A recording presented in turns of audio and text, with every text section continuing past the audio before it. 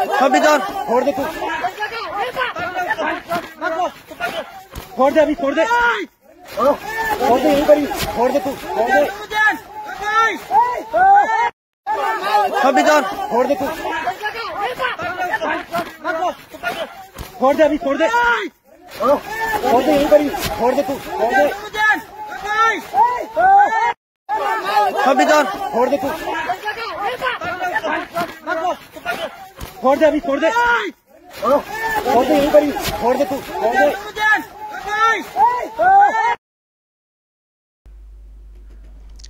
দর্শক, এই video social মিডিয়াতে এসছে এবং বাংলাদেশের দেখছি যে কয়েকটা মিডিয়া খবরও করেছে এটাকে নিয়ে, যে সীমান্তে বিএসএফের দুজন ঢুকে পড়েছিলেন, মানে বাংলাদেশের অন্দরে, যেটা আর কি বলার চেষ্টা হচ্ছে, জানি না সেটা কতটা সত্য মিথ্যা। তো দুজনকে ধরা হয়। ওখানকার যে বর্ডার সিকিউরিটি গার্ড যেটা রয়েছে বাংলাদেশের, তারা ওই দুজনকে ধরে ফেলে। দেখছেন এলাকারও কিছু লোকজন ওখানে ছিলেন। তো তারপরে নাকি ছাড়া হয়েছে, কিন্তু যে ব্যবহারটা করা হয়েছে দর্শক, আমি তো এই ভিডিও দেখে মানে নিজেকে ঠিক রাখতে পারছি না, যে এটা কি দেখছি। যদি কোথাও কেউ, দেখুন সব জায়গায় তো এখনও মানে তারের যে বেড়া সেটা তো দেওয়া যায়নি, অনেক জায়গা তো ওপেন রয়েছে, সেখানে মনিটরিং করতে হয়, দেখতে হয়। সেক্ষেত্রে হয়তো এদিক ওদিক সামান্য মানে হতেই পারে।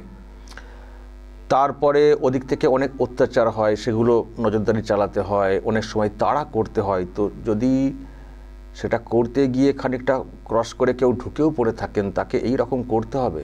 আবার দেখছি এই ভিডিও দিয়ে অনেকে, যেটা হয় আর কি, ওখানকার লোকজনদের যেসব মন মানসিকতা, তারা সব নানান কুৎসিত মন্তব্য করছেন, যে দেখেছো তো বিএসএফকে পায়ে হাত দিয়ে শুয়ে পড়ে ক্ষমা চাইতে হলো, এইসব আর সহ্য করা হবে না, হাসিনার আমলে যা হয়েছে হয়েছে, এটা 2025-এর বাংলাদেশ, আর সহ্য করা হবে না। দেখছি অনেকে যাতে করে কমেন্ট করছেন।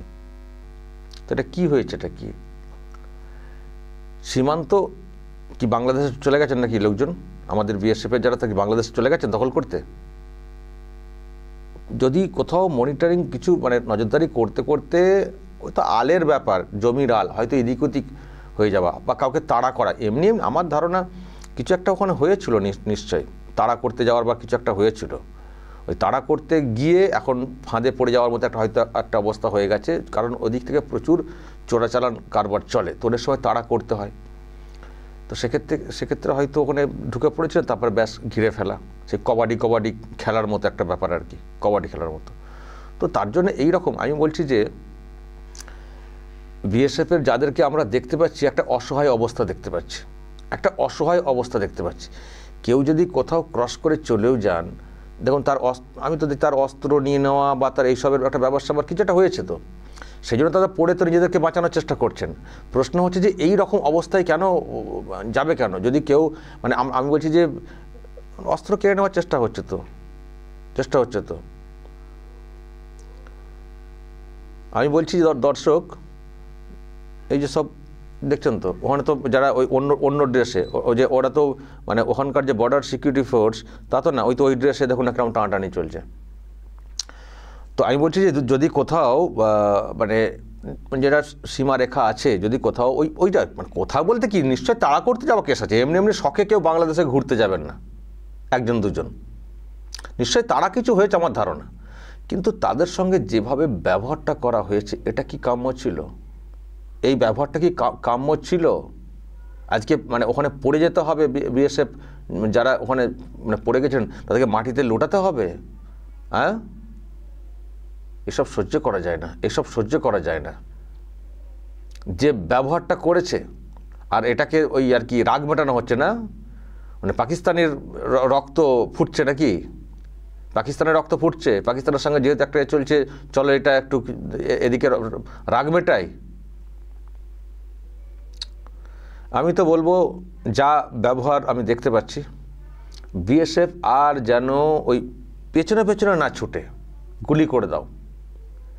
ওদিকের চোরাচালান কারবারি বা অবৈধ অনুপ্রবেশের কোথাও মানে যদি কোনো চেষ্টা হয়ে থাকে, ডিরেক্ট গুলি চালিয়ে দাও। সীমা ক্রস করে যাওয়ার কোনো দরকার নেই, পেছনে তাড়া করার কোনো দরকার নেই, ডিরেক্ট গুলি চালিয়ে দাও। আমি যে দেখছি এটা আমার নিজের অপমান লাগছে, আমার নিজের অপমান লাগছে, অসম্মান লাগছে যে আমার দেশের বিএসএফের যারা, তাদেরকে এইরকম লুটাতে হবে। আর বাংলাদেশ কি ভেবেছেটা কি ভেবেছেটা কি? শুধু পাকিস্তানের দিকে না, এই দিকেও একটা দুটো তাক করে রাখতে হবে। এদের এদের বিরাট মানে সব মানে হয়েছে আর কি, বুঝলেন না? সেই কি বলে ওটাকে, খুব আমার খারাপ লাগা একটা ভিডিও, আমি জাস্ট আপনাদের সামনে আনলাম। এগুলো দেখে রাখুন, ওদের ব্যবহার কি দেখে রাখুন। ওখানকার বর্ডার সিকিউরিটি গার্ড এবং লোকজন তারা যেভাবে আজকে অসম্মান করা হয়েছে। আরে আমি বলছি যে যদি কোথাও ক্রস করে একটু মানে সব কি পাগল নাকি? বিএসএফের লোকেরা কি পাগল? একটু তিনি জানেন না সীমারেখা কোথায়? ঢুকে পড়েছেন, ঢুকে পড়লে কি খপকে ধরে ফেলতে হবে? এই কবাডি খেলা হচ্ছে নাকি ধরে ফেলতে হবে? চলে যাবেন তো ধরে ফেলে এরকম করতে হবে কেন?